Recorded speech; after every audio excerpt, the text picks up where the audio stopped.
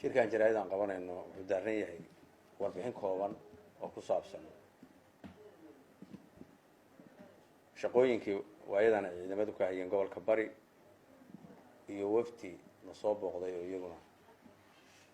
aan kulamo dheer maanta wada gaalay iyo howlo badan iyo kormeer aan ku tagnay meelaha qayb waxa ugu horeeyay gobolka Bari dhamaantiis waa nabadgeliyo wax dhibana kama jiraan aad bay xaaladdu u fiican tahay boqolkiiba boqol aad bay nabadgelyadu u sugan tahay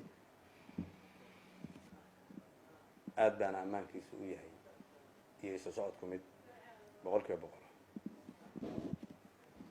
gaar ahaan waxaan ka warbixinaynaa howlgalladii ciidamada ku jireen booliiska iyo daraawiishta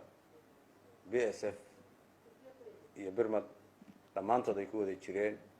waxaan marka ugu horeysa ciidamadaas dhammaantood waa mahadsan yihiin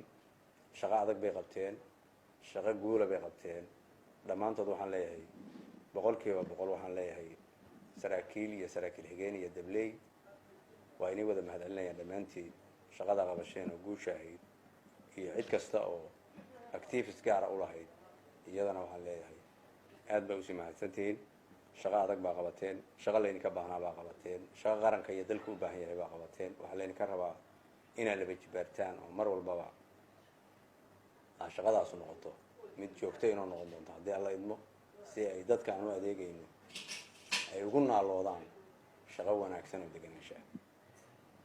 iyaga intaasaan leeyahay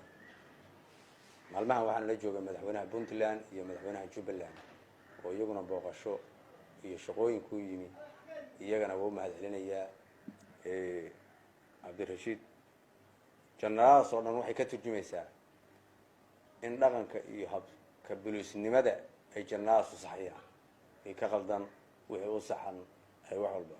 iyadoo aanu maanta dhan ku jiray saldhigyada meel kastoo lagu shaqeeyo dekedaha meel kastoo ciidan booliis ugu shaqeeyo dadka ugu adeegayo ay jeegareynayeen oo hubinayeen ciidankana ay kormeerayeen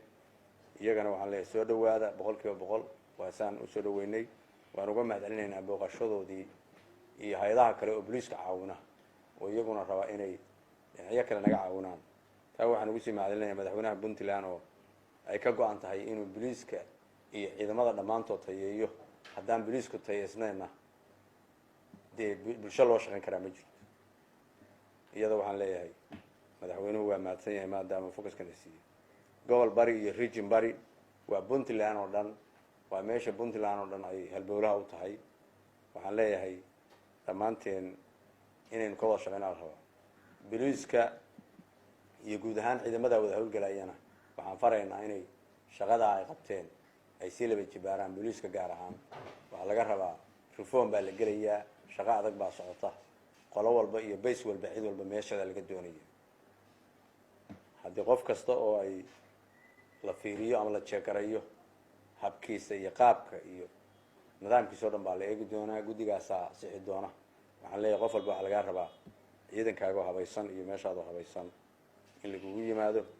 in badanna way fiicnaa ciidamadu aad baan ugu mahadcelinayaa shaqadii dheeraadka ay qabteen waxaan gaar ahaan usii mahadcelinayaa shacab weynaha gobolka Bari gaar ahaan degmada Boosaaso oo si boqolkiiba boqol noola shaqeeyay waxay noola shaqeeyaan si fiican oo ay ku jidho wadaniyad oo shaqo qarana aad iyo aad baan iyagana ugu mahadcelinayaa dhammaantood salaadiin gabdho iyo ganacsato culimo waxaan leeyahay dhammaanteen inta nagala shaqeyseen aad baan ku mahadcelinayaa laakiin waa intaas oo aan nagala soo dhawaataan waxaan rabnaa inaan wax badan xaqiijino oo dalkeena habeen iyo maalinba waxaan u taaganahay inaan xaqiijino dadka ammaan ay ku shaqeystaan oo ku ganacsadaan oo ku seexdaan oo ku soo toosaan marka aad baan ugu mahadcelinayaa ardaydii iyo iskooladii aan saaxiibada noqonana gaar ahaan waxaan leeyahay aad baan u mahadsantihiin shaqo badan bay nala qabteen iyagana waxaan leeyahay shaqada meesha ka sii wadaan aad iyo aad baan u mahadsantihiin Hawraartiro Production fadlan taabo subscribe oo ka mid noqo saaxiibada halka Hawraartiro Production